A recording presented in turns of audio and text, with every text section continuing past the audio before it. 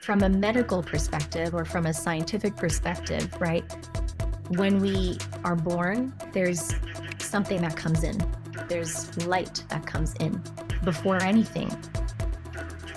And then the heart starts to form around that. The heart is the first organ that grows in uterus, and it begins to beat around day 20, day 21. And that's how scientists discovered that the heart has its own brain. But what intelligence, what force is conducting and telling and informing the heart to beat if there's no other brain? It's a revolutionary act to choose to follow your heart and be authentic. It really is. The number one most important thing that I can do is to follow my heart, to follow my joy. And yes, that takes an immense amount of courage, but if not that, what else are we here to do? Hi, I'm Nadine Diwan, and today I have a very special guest for you, my dear friend and revolutionary woman, Leyla Salvadé. Hi, Leyla. Hi, Nadine. Leila, you are a heartfulness therapist and the founder and CEO of Cora, a Swiss-based company leading what you call the three-brain revolution. Going beyond a fragmented industry that often prioritizes passive tracking, you have spent over a decade bridging elite performance and the science of the heart to better understand what you describe as the body's ultimate conductor, the heart. You are also the architect behind the Kora method, the first heart intelligence protocol designed to train what you call the conductor of the three-brain system. By engaging the 40,000 specialized neurons within the heart, your work aims to synchronize the head, the heart, and the gut into a single coherent signal. Through what you describe as engineered coherence, you empower high performers to shift out of fear-based survival pattern into what you call the highest human operating system. And for you, coherence is not just about feeling calm, it's a trainable foundation for a deeper form of human intelligence rooted in the intelligence of the heart. Leila, I'll start directly with a question. Your work is based on scientific researches around the heart intelligence, and you often refer the HeartMath Institute. Which specific findings have most influenced your work? And could you also please explain how you translate these findings into practice, and what are you concretely doing today with the Cora method? Sure. So thank you, first of all. It's such a pleasure and so lovely to be on a podcast with a fellow dear sister and friend that I got to meet many years ago. I always love doing these types of podcasts. And so, yes, I trained and got certified at HeartMath many years ago. I believe it was 2016 or 17. And then I went really deep into the study of the heart, but from more of a quantum perspective. So I studied Drunvalo Melchizedek's work and Nikola Tesla and Rudolf Steiner, Buckminster Fuller, as well as Dr. Vivian Hunt. So all of these were major influences in what I have now developed through Cora, which is my second venture. It's an ed tech, an educational tech company, where we are building a heart guide for humanity and a protocol that trains the intelligence of the heart and consciously activates its electromagnetic power for optimal self-regulation. So we are really at the beginning of all of this. And after over a decade of running my first venture, which was Standing Light, it was a coaching and events company. And I traveled around the world sharing what was then called the Standing Light method, but it's now the Cora method. And really had all this beautiful time and experience to adapt and train and really rework a methodology that has ultimately healed me. And I'll share more about that. But a very powerful protocol that transforms lives. And now we are really scaling this protocol and the teachings. So to share more about the Cora method and I guess HeartMath, what has most influenced me from those studies and from HeartMath, but also from even earlier heartists and researchers, whether it was Dr. Vivian Hunt, who did incredible work on the electromagnetic field of the heart. And then we've also got Frank Chester. He's the founder or the inventor or the discoverer of the chestahedron. And it just all really wove together. What ultimately the Cora method does, it trains consciousness to recenter in the intelligence and the heart brain. Because what changed my life, really, to answer your question, is recognizing and realizing that the heart has its own neural network system. It has its own brain. So the heart is made up of 40,000 neurons. They're sensory neurites. Sensory neurites, they function independently from the head brain, and they sense and feel independently. So you can imagine having your own brain in your heart, and it's functioning completely independently from the head brain and from the gut brain. And the heart brain is sending more information to the head brain than vice versa. And not only that, it also emits, right? The heart brain broadcasts and emits the most powerful electromagnetic field in the human body. The head brain also emits an electromagnetic field, but it's so small in comparison to the heart brain electromagnetic field. And so when I realized that the heart is not only an organ, it's also a muscle, it's also a brain, and it's the most powerful broadcasting agent and conductor of our entire human system, which I like to call the human operating system. Once I realized that, it changed me forever, because I'm a very visual person. I'm actually an artist at heart. I come from an art and design background. So for me, design is at the core of everything I create. I want to make everything as beautiful as possible.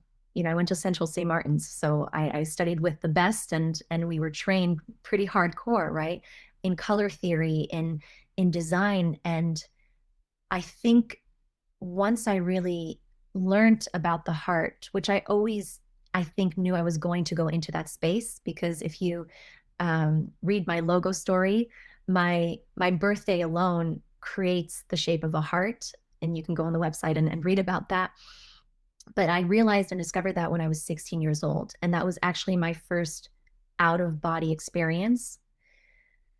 And when I felt my soul or astral body out of my body for the first time at 16 years old, and I realized this correlation with the heart, I think that's ultimately the conception point that then brought me to heart math, but then after heart math brought me to a quantum reality of the heart. And I just got so curious in how we can design, or rather realize, our original human design in the way that it was originally intended to be operated by and through.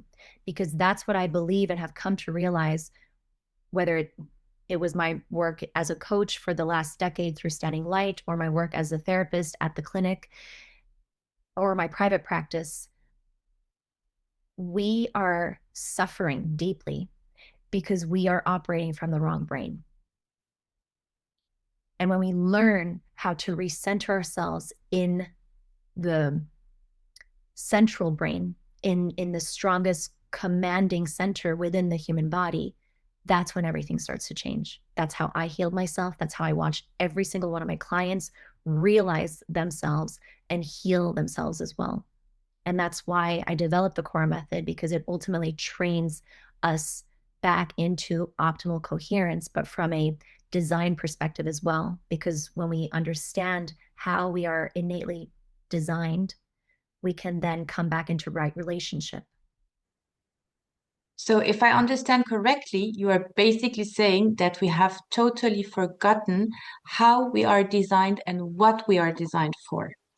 We always learn that the brain makes the decision and that the heart doesn't really play an active role in decision making. But when I hear you speak about quantum reality of the heart and this idea that more information flows from the heart to the brain than the other way around, it really feels like a new paradigm. So could you please explain a little bit more deeply this concept and if this is how we are designed, then how can we actually use this?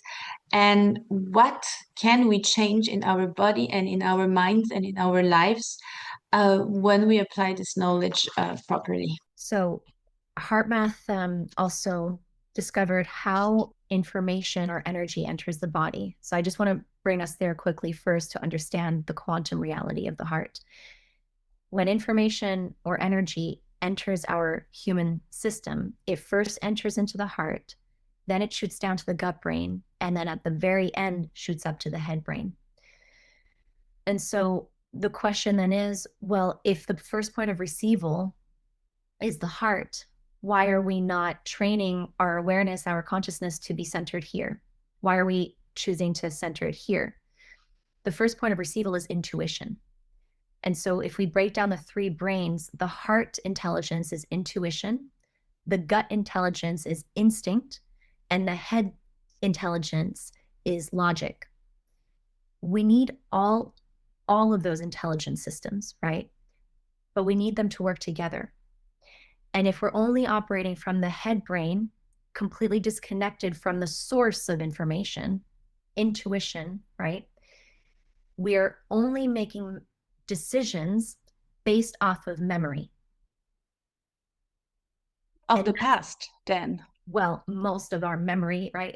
I mean, we can future project, right? So we're stuck in this, what I call within the human operating system, the head brain is the hard drive of our human operating system. And so in a computer as well, right? A hard drive, it stores memory. And so if we are only operating from this memory tool bank, which is informed by past memory, most of the time it's storage trauma, fear, judgment, because those are the most empowering decisions or memories to keep, because we are wired to protect ourselves, to survive, right? So we remember most of the time the stored memory bank is based off of fear and judgment. If you also think about it from a design perspective, right? The head brain is two hemispheres. So by nature, it's dualistic. So it's always going to judge and assess. And that's both its power and its demise, because if we're only using our head brain, we're only ever going to judge and compare. And that's, when we can talk about the science all day long, but just from an awareness standpoint, or you could even call it a mindset, right? If I gave you two options right now, do you want to operate from judgment and separation, or do you want to operate from intuition and your inner truth? And that's when we get to realize, right? We have a choice. And that choice requires training. Just like we've trained from first grade to, some people have done the PhD, some people have gone through college, university, whatever it may be, right? Just how we have trained our head brain throughout most of our lives, we now also can train our heart brain. Mm-hmm. And it takes time, it takes education, but it's trainable. And when we know that, I think that becomes a whole paradigm shift, because we are offered a choice.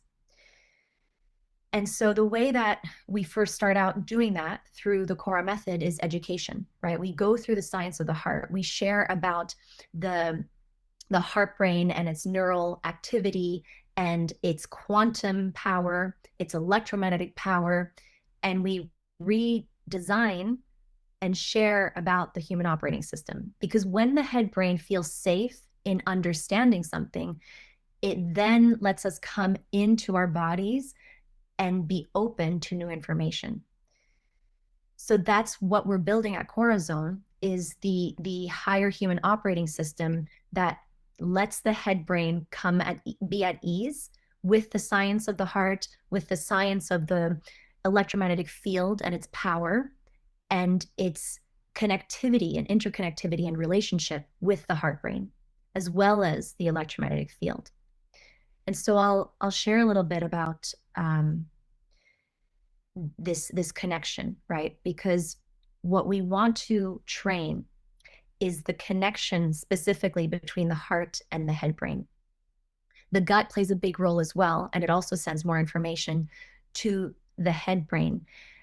But when you understand the human operating system from an electromagnetic standpoint, every thought we think is one of the codes that is informing this electromagnetic field because it's electric. Thoughts are electric and emotions are magnetic. So we are constantly thinking and feeling, right? That are the ones and zeros of our operating system. Those are the codes that make up our reality. And so when we start to strip everything back and just start on a daily basis to take inventory of the thoughts that we're thinking, of the emotions that we're feeling, when you start this journey, by the way, it's quite daunting, right? When you really say, okay, I'm going to start taking stock of every thought I think per day, which is an enormous amount, by the way, and every emotion, right? You're ultimately training your conscious awareness, right? Your consciousness. So that's step number one in a sense. Because when you start doing that, you start to re-empower yourself and your conscious awareness. You start to realize what you're actually putting out into your field.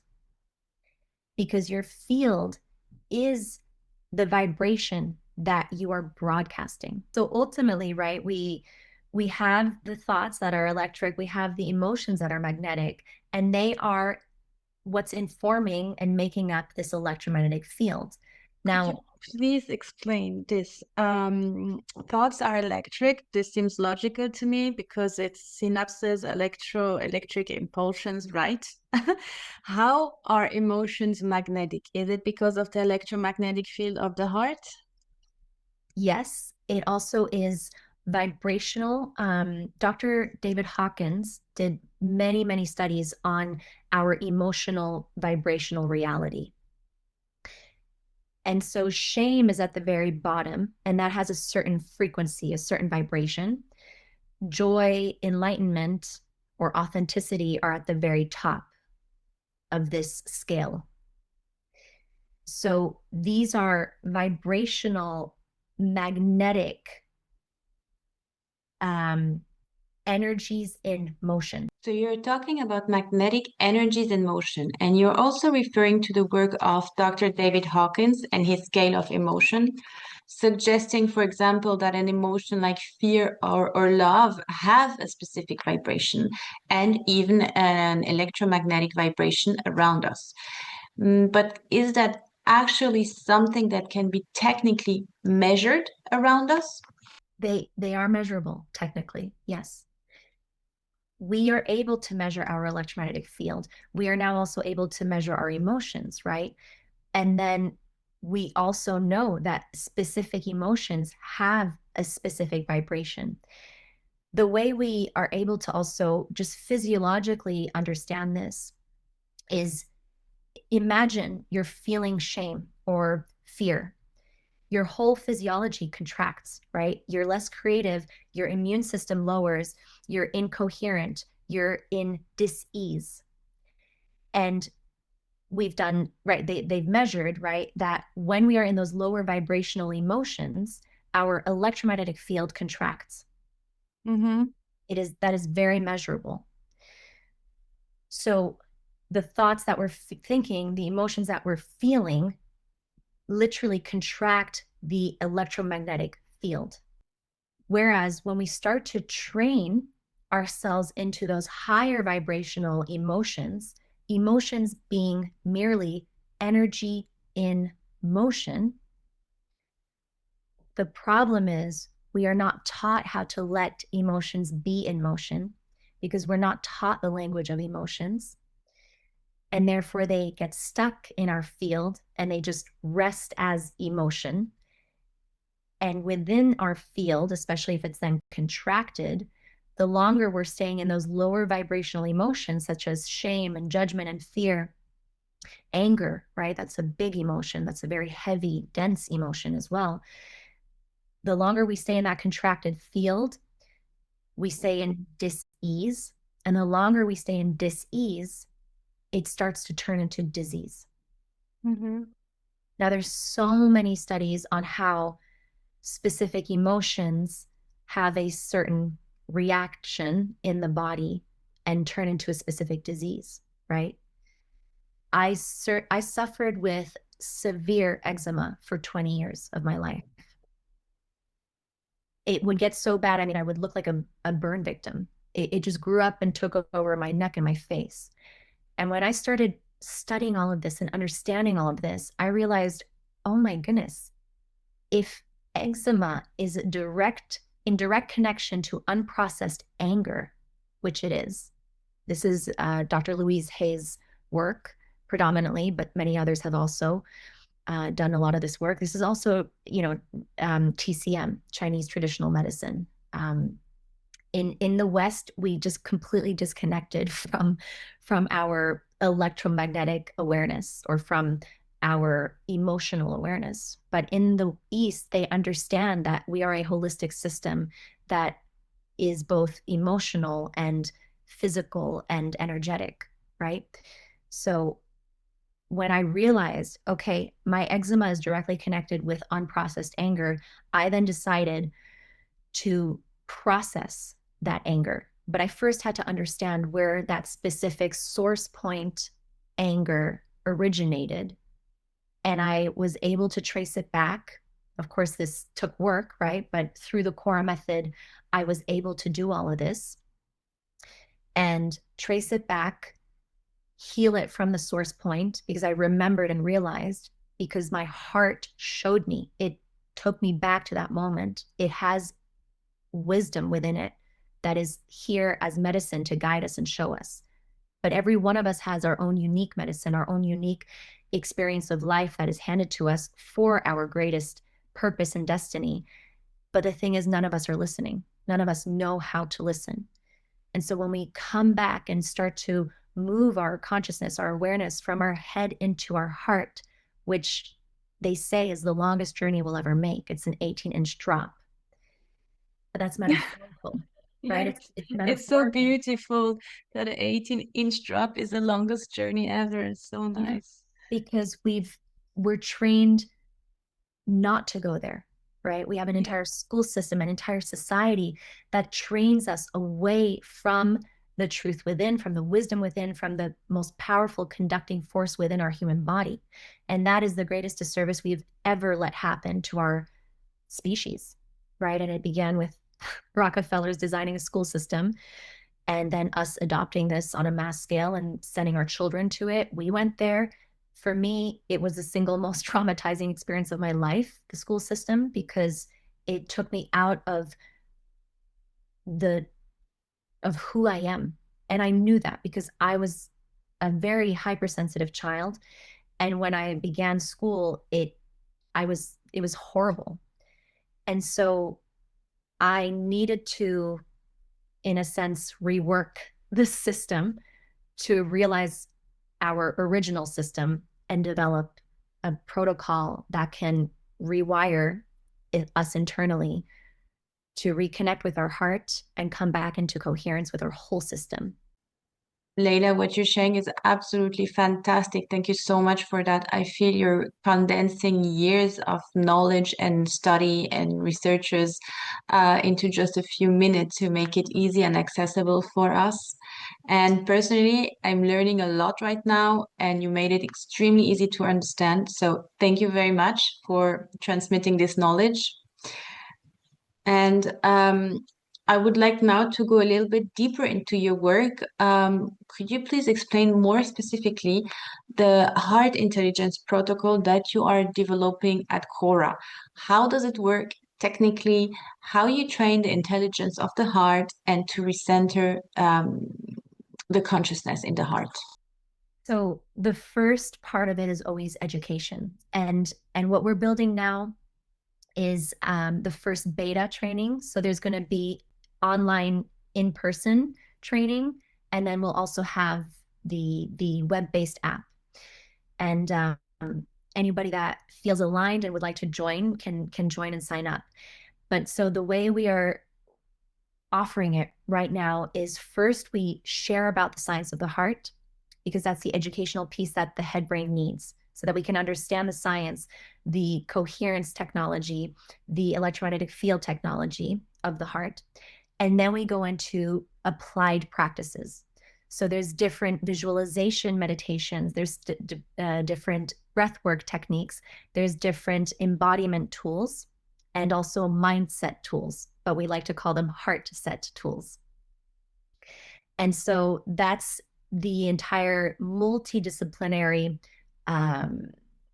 practice of the Cora method, because it's not just a meditation, and Cora is not only going to be just a meditation app. It is so much more, because there's deep education interwoven through it, so that we can realize and remember how and where to reorient our consciousness. And that's the most important thing. So really, if you want to break it down, the Cora method retrains consciousness to shift from the head into the heart.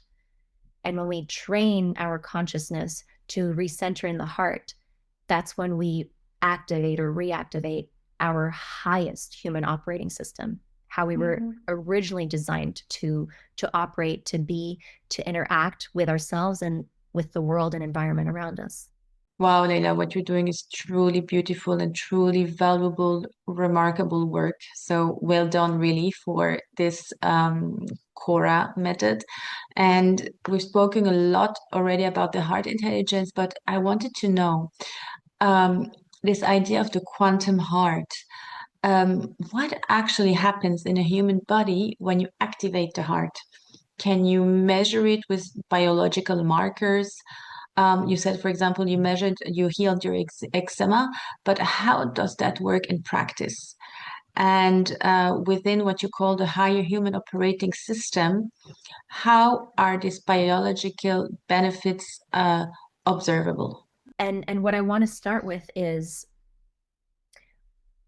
when I realized how I was able to heal myself from severe eczema, which any doctor will tell you or told me, you can't heal eczema, right?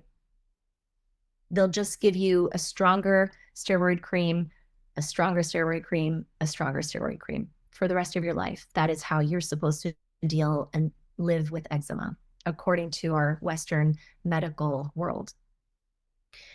But because I knew that there is so much beyond what is scientifically proven, and because I know that science is always catching up, I went beyond science and I went to ancient understandings and ancient practices, right? I like to say that I know we're in a world of, artificial intelligence, but our AI is just a mirror of the internal AI, which is ancient intelligence.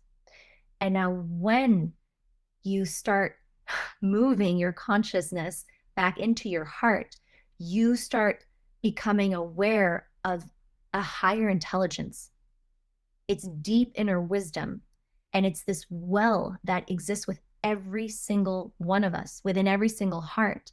And when you start to enter that space, you go beyond science, you go beyond the stats and the HRV, emotional language models, and your Whoop, your Garmin watches, your Aura ring, and you go into a quantum reality.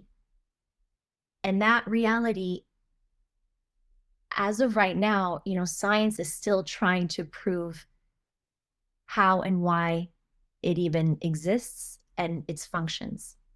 So I want to share that before we go into me answering every one of those questions specifically, because what I am ultimately here to do, I realized, and it's difficult for my ego even sometimes to digest this, is I love science and I love and appreciate it.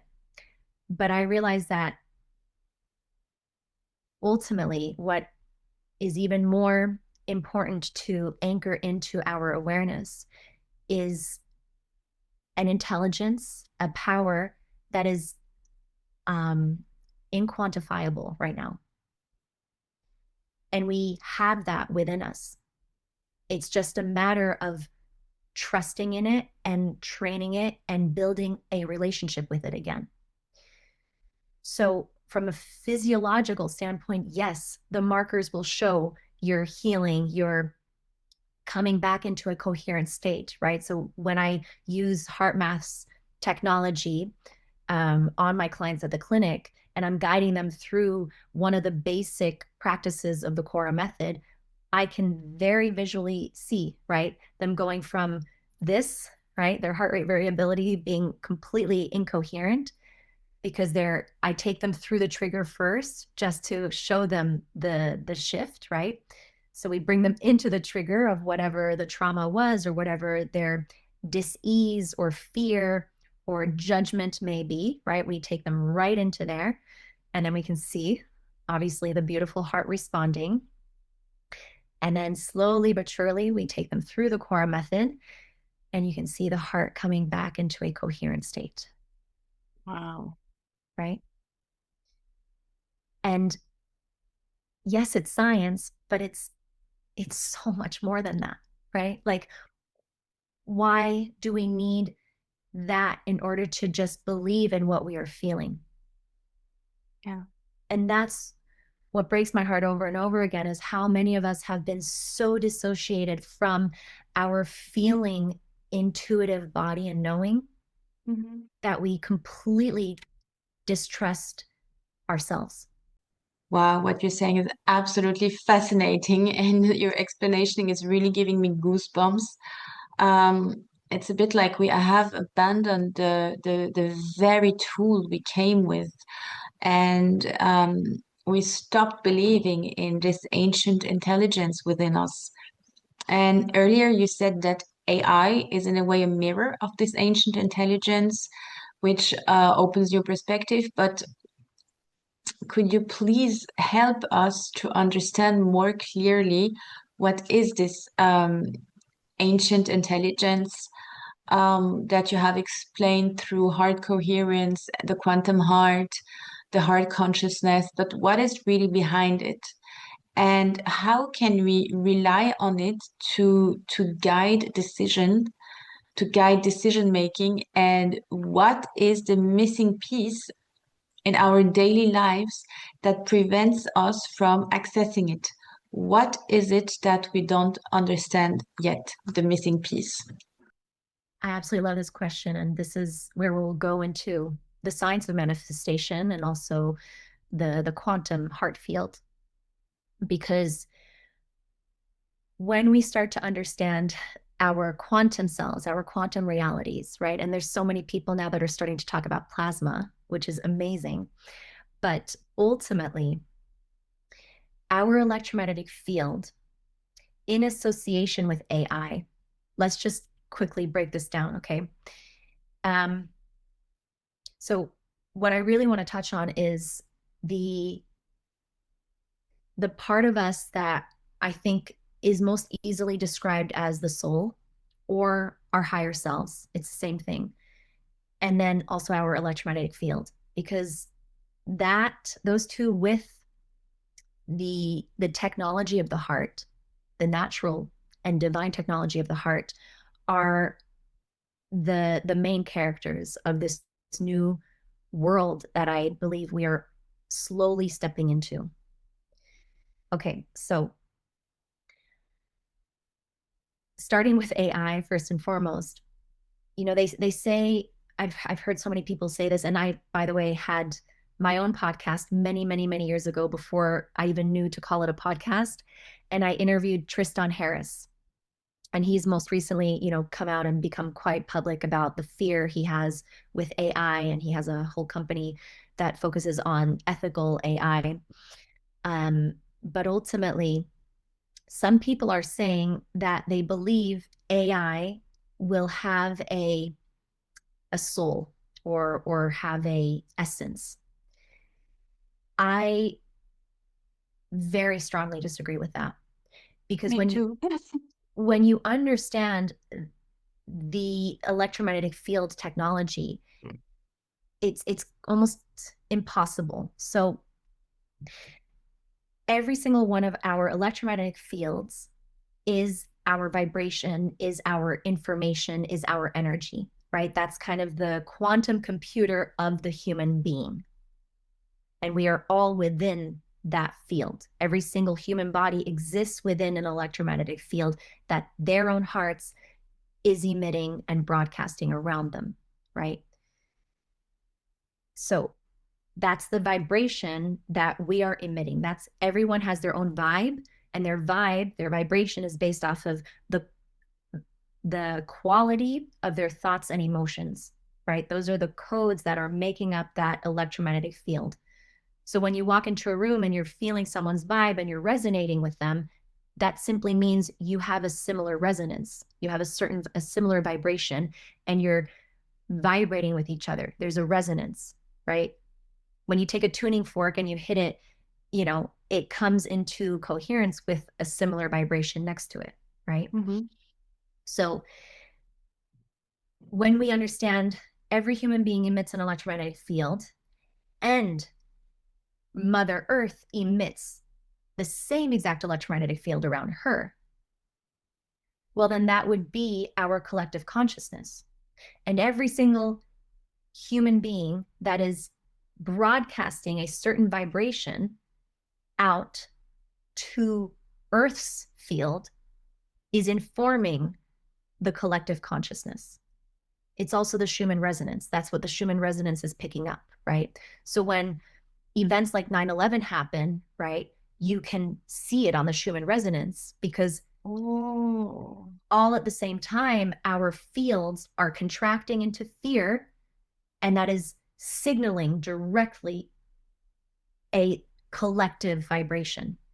Oh, okay. So when we are coherent, when an individual is coherent, which means their electromagnetic field is expanded, right? It's in the creative force instead of the destructive force field. That field vibrates at the same exact frequency as Earth's natural frequency. So that's when we become coherent and connected with the Earth's field. This is why, as human beings, when we train our baseline to be coherent, which means, right, so it's all about agility and resilience. That was the big word, right? Agility, resilience is the same thing. But basically, when we train ourselves into coherence, we're becoming more resilient. We are more resilient, which means that when something happens to us, not if, but when, because we're human beings here in the school of life, and our whole point here is to learn and to grow. And so life will hand us so many lessons, hopefully, right? That's the whole point. And the whole game of life is to train yourself into how quickly you can come back into coherence. And I think that's how I ultimately gamified life. And I got so curious, because I was just like, okay, life is going to happen, whether I want it or not, right? Like, I'm here, life is going to happen to me. I get to say, actually, I want life to happen for me, which means I'm shifting from a victimhood consciousness to a co-creator consciousness.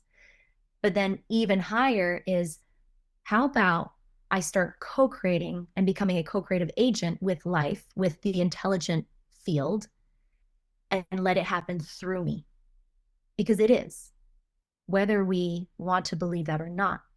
So when we become these conscious conducting agents of life, we realize life, the electromagnetic field of Mother Earth, and the fields all around us are inherently going to affect us. And we can let it move through us and be in collaboration with it all, or go into fear-based contraction and victimhood consciousness and say, no, no, no, no, no, fear, fear, danger, danger, danger, and just continuously live in this fear-based victimhood consciousness reality, which has never served anybody. So not only does Mother Earth emit an electromagnetic field, every single planet does. Our entire solar system, every single planet emits an electromagnetic field, just like every human being does, just like every living thing does. And that is the force, the intelligence, the information field. And so with AI, every one of our EMFs is informing the AI EMF. And so just think about how all of us are informing AI, whether it's ChatGPT, whether it's OpenAI, Anthropic, any one of the companies, right? We are all typing into ChatGPT, Claude, Grok, whatever, floats your boat. And our consciousness is informing AI consciousness. So AI has a consciousness, but it is our collective consciousness. Mm-hmm. And that's why I don't believe it can ever have a soul, because it's not a living being, right? It's a collective field of information. Coming back to manifestation and frequency, you link a heart-brain coherence with manifestation. And how does that work concretely? What is the relationship between emotional coherence and what people call frequency? And how does that influence decision-making, behavior, and ultimately the reality we experience? So I'll explain it from how I healed my eczema and also manifested the life of my dreams. When I understood that every emotion has a certain frequency, and I'm choosing to either keep that in my field and let that stagnate in my field or not, right? Because we have the choice to have fear be our baseline. Mm-hmm. We also have the choice to let love be our baseline. Mm-hmm. So in the science of manifestation, when you understand the role of the intelligence of the heart and then its electromagnetic field, you then start to realize, okay, specific emotions and specific thoughts are informing my field, which becomes my reality. Mm. Now, when I understand, yes? This vibrational match you were talking about. Yes. So if I want to manifest, I don't know, most people are like, I want to manifest $1 million, or a love, right? The love of their life. Let's go with that. So you are going to attract the vibration that you are, whether consciously or unconsciously, broadcasting. Whether consciously or unconsciously, it means you can not even be aware that you are vibrating, radiating out something that will, for example, repel money or love. Yes. And this is where consciousness practice, right? And building a relationship with your consciousness or conscious awareness is so important, because when you start to take inventory, like I said, of your thoughts and emotions, right? That's when you start connecting your conscious awareness with what you could call your subconscious awareness, right? And the more you create less of a gap between the two, the more abundant you become, the healthier you become, the more expanded you become. Because not much goes past you without being aware of it. You could call it super consciousness as well. So I started a practice where I'm human, I'm going to judge. I've heard, like, there's certain people that say I don't judge, and that's just, it's not true. We are by nature. We all judge. the neighbor at least. Exactly. Well, and let's start with ourselves too. You know, how many times a day have I been programmed through our beautiful, amazing, powerful social media that shows me, you know, the perfect ideal body, the perfect ideal hair, whatever it may be, right? I mean, it's a whole industry that captures our attention and on a subtle level programs us to believe something that is a specific, ideal, perfect thing, which is such an illusion anyway, right? Every single one of us is divinely designed just the way we are meant to be. And we all have such a beautiful part in this whole story of life to offer and to share, right? But I'm gonna have a judgment, right? Whether it's, oh gosh, I should have done this better, or oh, that person, whatever, right? Like there's just judgments that will flow through my system, whether I like it or not. It's just automatic. We've been trained that way. And the way to retrain yourself, not to stop judging, because that's almost impossible. I spent time at a Buddhist monastery, even after hours, 6 hours of pure meditation, I still was judging myself and others, right? It's just part of us. It's part of the ego mind, and it's necessary. It's a necessary function. However, you can start becoming aware of the specific judgments that are flowing through you, and you catch them, right? It's like catching a butterfly near you, right? Like you see it, but sometimes it's too fast and you don't see it, right? But the more you become aware and practice conscious awareness, you'll catch the thought, you'll catch the emotion. And if it's a lower vibrational one, if it's a negative one, if it's a disempowering one, you can recode it. And so in real time, when I say something that is disempowering, or when I feel something that is limiting and contracting, I snap my finger and I, in a sense, reverse that curse, or I reprogram it to something powerful and loving. So you can choose how you want to do this, you know, be playful about it.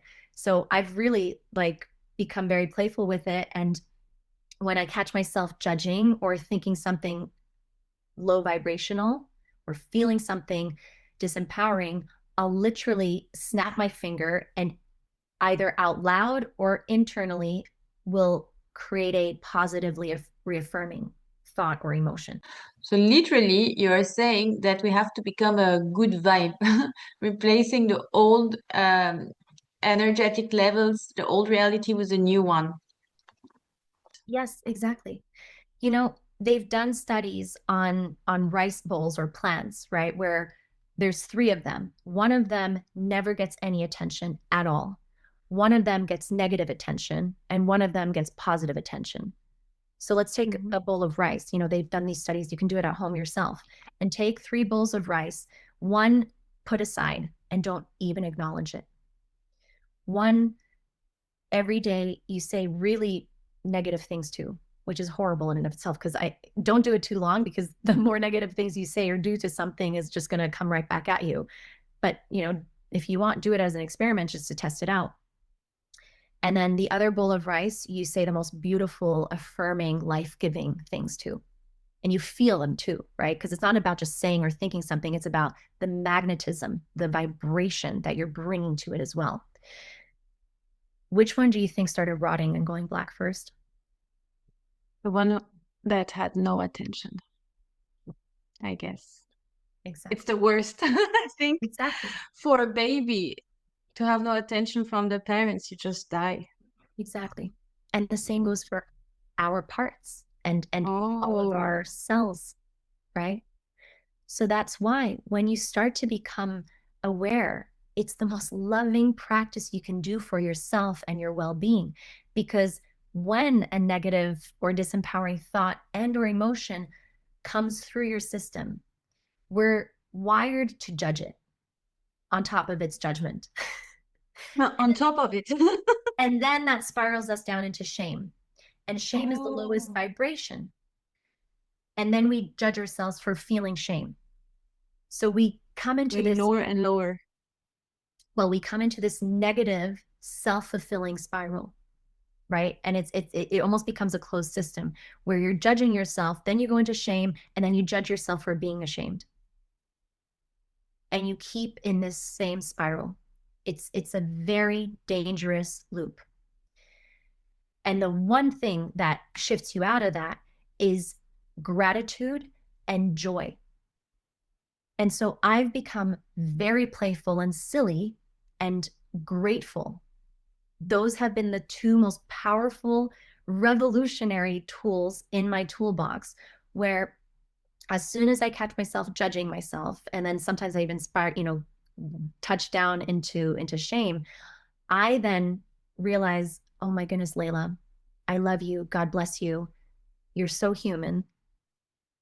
And whatever that shame was, whatever that judgment was, it's just an energy in motion. It's just a thought. It's just an emotion. Let it be back in motion. And that's when I, use the wand of my hand, my magic wand, and the power of my heart and soul. And I just alchemize it. And I put a powerful, reaffirming thought and emotion to it. And I say, I love myself. You're beautiful. You're good. You're perfect the way you are, whatever it may be, right?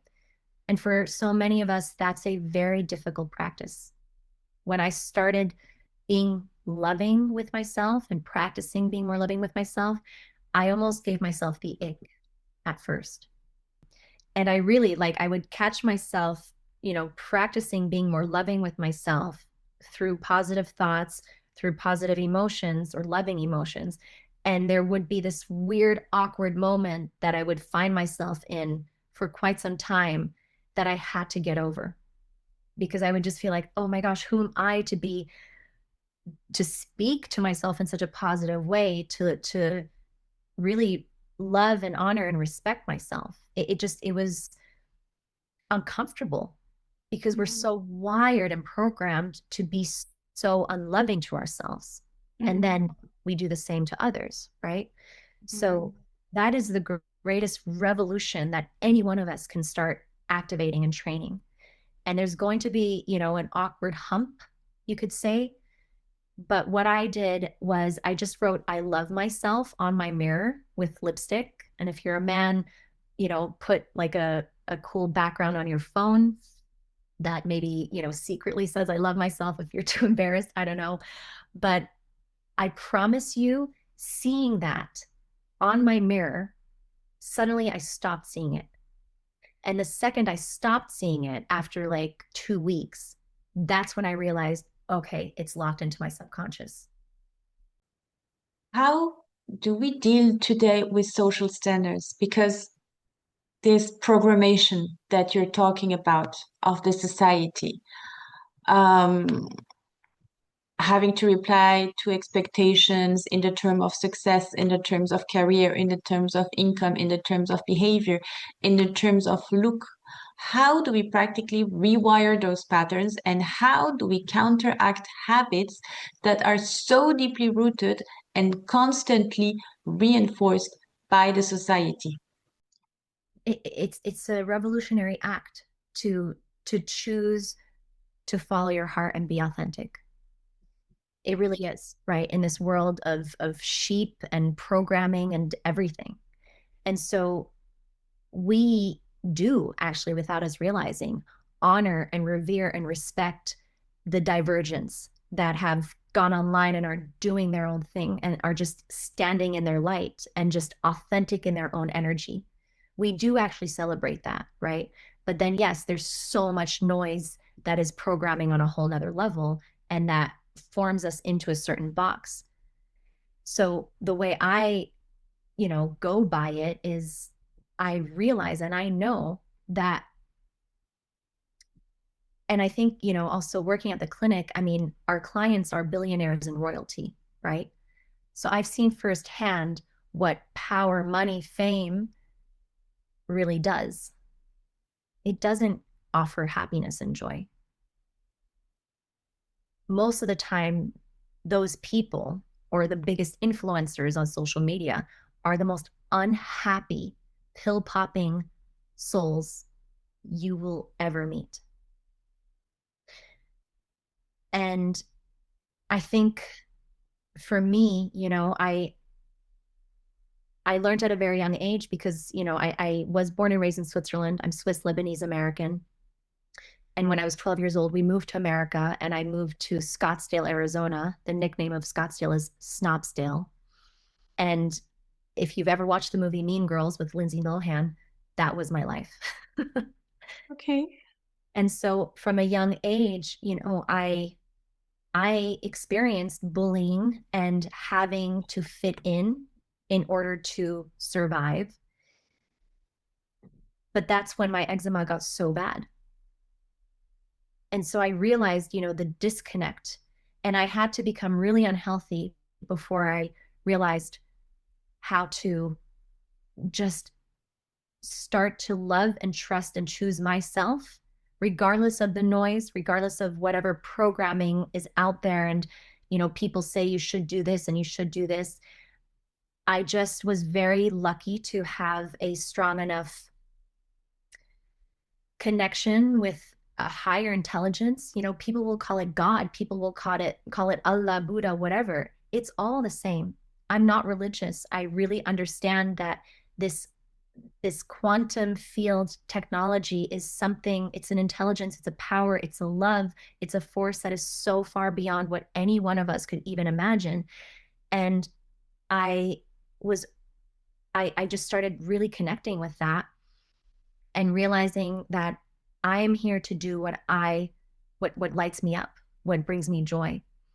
And I had enough courage as well as enough support. Thankfully, I was very lucky to be able to just start doing what made me happy.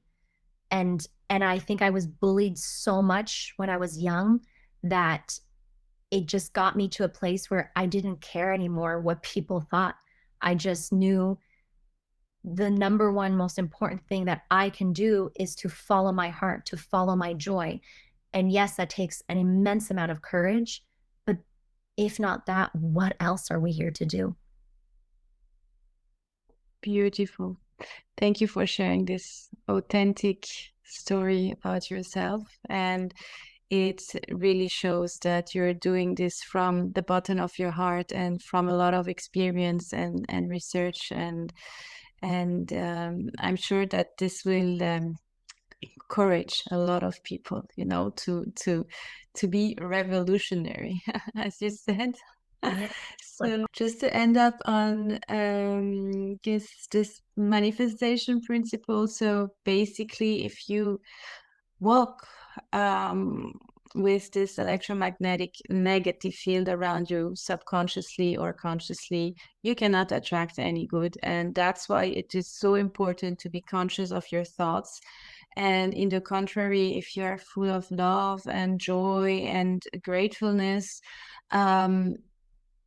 does it happen then automatically that you get the best out of your life, the best relationship, the best work that fulfills you? Yes and no. And so I know I mentioned the soul. And so I would like to actually just briefly touch on that and explain that because we've been programmed to not speak about this. And my revolutionary act is to bring this back into our conscious awareness because the soul is a huge component in this whole game of manifestation, if you want to call it that. But really, it's just life. When we practice reconnecting with our heart, when we train our consciousness to shift from here, from the head brain into the heart brain, I'm saying it because in case somebody's just listening and not watching, that's step one. But then the other step is to anchor and connect your consciousness with your soul. Your soul is your highest self. Your soul is who you truly are. From a medical perspective or from a scientific perspective, right? When we are born, there's something that comes in. There's light that comes in before anything. And then the heart starts to form around that. The heart is the first organ that grows in uterus and it begins to beat around day 20, day 21. And that's how scientists discovered that the heart has its own brain. But what intelligence, what force is conducting and telling and informing the heart to beat if there's no other brain? Wow. So it's an intelligence beyond this current intelligence, right? And in all the work that I've been doing with individuals, because I work also on a very energetic level, when the soul is re-anchored back in the heart, that's when healing begins. You can be the most intelligent person, the most analytical person in the world. If your soul is not anchored in your heart, that's when dis-ease begins. And this is why the soul is the most important component to this whole story of the intelligence of the heart and its electromagnetic field. Because how does a plane fly without the pilot? If your soul, which is your highest self, which is a fractal of this most intelligent power and force and source in our solar system, in our universe, in our galaxy, that's within every single one of us, right? The light within the heart, whatever you want to call it. When that is recentered consciously, right? When you merge consciousness with your soul and you center that within your heart, then you're conducting your field again. You said when you merge consciousness with your soul and you recenter this in your heart, then you reconduct your energetic field. Yeah. Then you are back in command of your reality and of your field. And you then start to realize the limiting beliefs, the negative emotions, the low vibrational emotions that are within your field, because you open the eye of your heart. You activate a higher intelligence. Of course, this all takes training, but this is, just as we've trained memory and intelligence logic, right? We can train this higher human operating system as well. And so when you're back in the conducting force field of your body, you become aware of everything that's in there. And when we're talking about manifestation, that's the first step to manifestation, because you start to realize, oh, whoa, okay, this is a very disempowering belief. This is a really judgmental thought. We're going to redesign this, right?